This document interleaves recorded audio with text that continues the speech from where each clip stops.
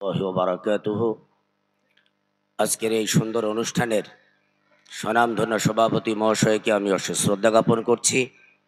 মঞ্চে উপস্থিত আছেন এলাকার বিশিষ্ট উলামায়ে কেরাম এবং বিশিষ্ট সমাজসেবীগণ। আমার সামনে বসে আছেন বিপ্লবী বাপ ভাইয়েরা এবং আমার শ্রদ্ধাস্পদ মা ও বোনেরা এবং প্রশাসনিক বন্ধুরা, যারা সুন্দরভাবে এই অনুষ্ঠানটাকে পরিচালনা করার জন্য সহযোগিতা করছেন, তাদেরকেও আমি জানাই একরাশ মুবারকবাদ। সম্মানীয় গুণীজনেরা, আমার আগে অনেক বক্তা বলেছেন কোন ইস্যুতে আজকের আমাদের এই প্রোগ্রাম। আপনারা সকলেই জানেন যে সারা ভারতবর্ষ জুড়ে একটা অসহিষ্ণুতার বাতাবরণ চলছে। প্রতিনিয়ত মুসলিম সম্প্রদায়ের উপরে অত্যাচারের স্টিম রলার চালিয়ে যাচ্ছে নরেন্দ্র মোদী এবং অমিত শাহ সরকার। এই সরকার ভারতবর্ষের জনগণের উন্নয়ন করতে পারেনি। তারা ক্ষমতায় আসার আগে ভারতবাসীকে স্বপ্ন দেখিয়েছিল, अच्छे दिन आने वाला है, सबका साथ सबका विकास, हर इंडियन के अकाउंट के अंदर 15 लाख रुपया आएगा, কালা ধন অপাস আয়েগা। এই ধরনের ললিপপ তারা ভারতবাসীকে দেখিয়েছিল। কিন্তু বিগত 3 টার্ম তারা ক্ষমতায় আছে, তারা 1 কোটি যুবককে চাকরি দিতে পারেনি, কোনো ইন্ডাস্ট্রি করতে পারেনি। ভারতবর্ষের ইকোনমিক ধ্বংসের পথে সব মিলিয়ে যখন তারা দেখলো যে ক্ষমতায় টিকে থাকা যাবে না, তখন তারা জাতপাতের লড়াই, ধর্মের লড়াই, বিভাজনের রাজনীতি শুরু করে দিয়েছে।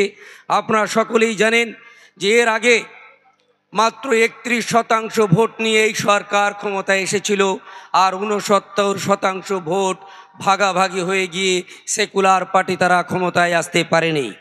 তো আজকের নরেন্দ্র মোদী এবং অমিত শাহ সরকার যখন তারা ক্ষমতায় টিকে থাকার জন্য কখনো কাশ্মীরের 370 ধারা, কখনো 3 তালাকের বিল, কখনো রাম মন্দির, এবং বর্তমান যেটা আমাদের কাছে বার্নিং ইস্যু সেটা হলো ওয়াকফ সম্পত্তি। তারা দেখেছে যে মুসলমানদের যদি মুসলিম পার্সোনাল ল বোর্ডের উপরে আক্রমণ করা হয়, তাদের সংবিধানের উপরে আঘাত করা হয়, তখন ভারতবর্ষের একটা শ্রেণী যারা ধর্মান্ধ তারা নরেন্দ্র মোদীদের সাপোর্ট করবে এবং তাদের ভোট দেবে। মানুষ উন্নয়ন ভুলে গিয়ে, মানুষ ডেভেলপ ভুলে গিয়ে তাদের সাপোর্ট করবে। আপনারা আজকের উত্তরপ্রদেশ দেখুন, বিহার দেখুন, অন্যান্য রাজ্যে যেখানে বিজেপি শাসিত, সেখানে তারা উন্নয়ন দেখছে না, সেখানে তারা ডেভেলপ দেখছে না, সেখানে তারা দেখছে ধর্ম, সেখানেই দেখছে জাতপাত, এবং সেখানে তারা নরেন্দ্র মোদী এবং অমিত শাহকে তারা সাপোর্ট করে যাচ্ছে। কিন্তু বড় দুঃখের সঙ্গে বলতে হয় যে ভারতবর্ষের মুসলমান যেখানে কয়েকশো বছর ধরে তারা রাজত্ব করেছে, ভারত, বাংলাদেশ, পাকিস্তান সহ সমস্ত দেশকে তারা পরিচালনা করেছে, সেই সময় কিন্তু এই ধরনের অরাজকতা হয়নি।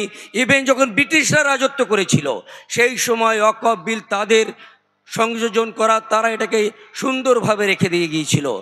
আজকের নরেন্দ্র মোদী বা সংখ্যাগুরুরা 1947-এর পর থেকে তারা ক্ষমতায় আসার পরে একের পর এক মুসলিমদের উপরে তারা হস্তক্ষেপ করা শুরু করে দিয়েছে। আমরা বলতে চাই নরেন্দ্র মোদী এবং অমিত শাহ সরকার যে মুসলমানদের এই ঘুমন্ত জাতিকে, সিংহ শার্দুলের জাতিকে আপনারা পুনরায় জাগাবেন না। মুসলমানদের পাওয়ার যদি জানতে হয়, ব্রিটিশ সাম্রাজ্যবাদীকে জিজ্ঞাসা করুন সেদিন মুসলমানদের পাওয়ার কেমন ছিল। এই মুসলমানদের পাওয়ার দেখে সেদিন তারা ভারতবর্ষ ছেড়ে পালাতে বাধ্য হয়েছিল।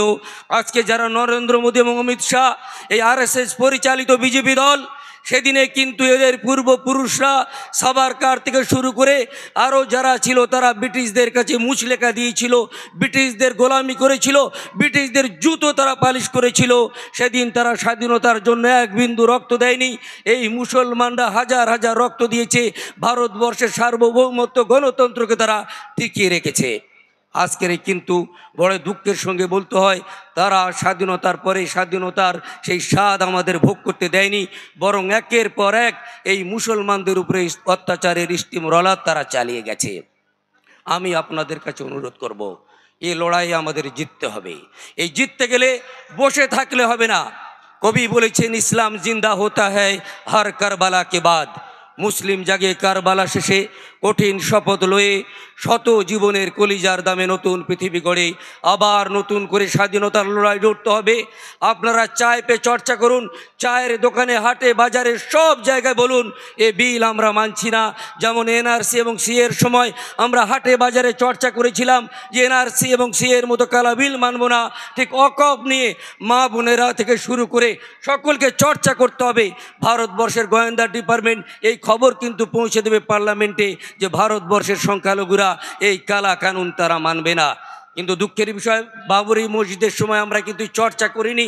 আমরা আস্থা এবং ভরসা রেখেছিলাম সুপ্রিম কোর্টের উপরে যে সুপ্রিম কোর্ট যে রায় দেবে সেই রায় আমরা মেনে নেব। কিন্তু আরএসএসের দালাল সুপ্রিম কোর্ট সে বাবরি মসজিদকে রাম মন্দিরে পরিণত করে দিতে রায় দিয়ে দিয়েছিল।